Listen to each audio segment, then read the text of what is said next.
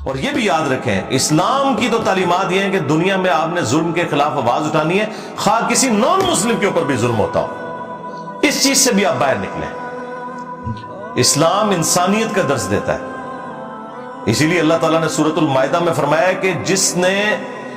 ایک انسان کو بھی ناحق قتل کیا، ایک جان کو،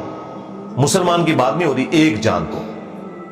گویا اس نے پوری انسانیت کا قتل کر دیا، سوائے دو استثناء کے کہ قتل کے بدلے قتل ہو رہا ہو یا فساد فی الارض کو ختم کرنے کے لیے، اور وہ بھی جوڈیشری کے تھرو۔ ایکسٹرا جوڈیشل ایکٹیویٹی آپ پرفارم نہیں کر سکتے، نہ کوئی ریاستی ادارہ کر سکتا ہے، نہ کوئی مذہبی جماعت کر سکتی ہے۔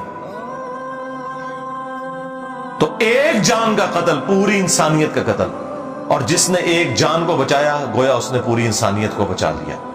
پوری انسانیت کی بات ہو رہی ہے، حتیٰ کہ صحیح بخاری میں حدیث ہے، جس شخص نے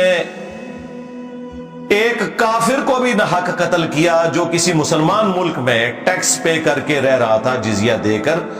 وہ شخص جنت کی خوشبو بھی نہیں پائے گا۔ یعنی مسلمان جنت میں تو جانا دور کی بات،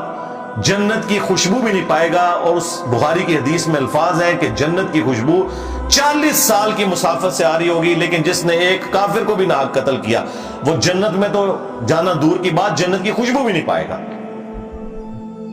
آپ جڑا والا میں جو مرضی کرتے رہے، آپ کو کون پوچھنے والا ہے؟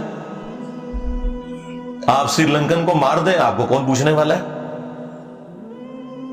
اس لیے کہ آپ کا اسلام سے کوئی تعلق نہیں ہے، آپ تو بابوں کے دین کو لے کے جا رہے ہیں۔ تو ان ساری خرافات کے بعد اگر میں یہ سلوگن بلند کروں کہ مرنے سے پہلے اے مسلمان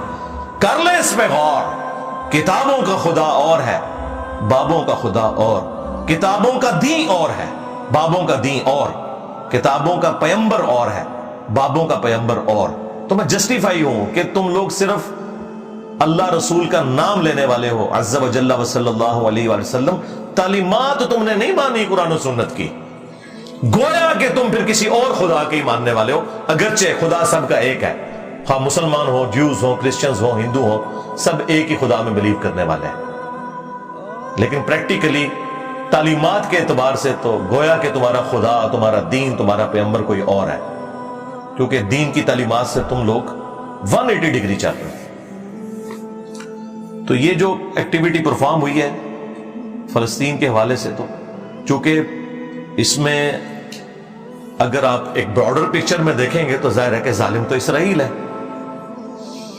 ہاں اگر آپ ایک شارٹ ٹرم دیکھیں تو اس وقت انیشیٹو لیا ہے حماس نے، اور اس میں یہ چیز بھی خیال رکھنی چاہیے کہ جو ایک عام یہودی ہے،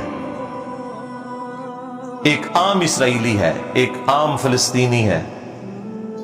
اس کے ساتھ کوئی قتل و غارت والا معاملہ نہیں ہونا چاہیے۔ اسرائیل میں بھی آلموسٹ 45% لوگ جو ہیں وہ سیکولر ذہنیت کے لوگ ہیں، جن کے لیے مذہب کوئی اہمیت نہیں رکھتا، ممی ڈیڈی قسم کے لوگ۔ یا تو لوگ ایسا سمجھتے ہیں کہ سارے اسرائیلی جو کٹر قسم کے یہودی ہوں گے، نہیں، انہیں کہنے جتنے کہ تسی کٹر ہو، جنہیں کہ تسی نمازاں پڑھتے ہو۔ لیکن اس وقت بدقسمتی ہے کہ 55% جو یہودی جو پریکٹسنگ ہے ان کی حکومت ہے، اور یہ جو ان کا اس وقت پرائم منسٹر ہے نیتن یاہو، یہ تو بڑا ایک اسٹانچ قسم کا ایک یہودی ہے، اور اس نے دیکھیں اسرائیل کی طرف سے جنگ ڈکلیئر کر دی ہے، اور انہوں نے کہا کہ اب ہم یہ جو تھوڑا سا حصہ بچ گیا یہ بھی لے لیں۔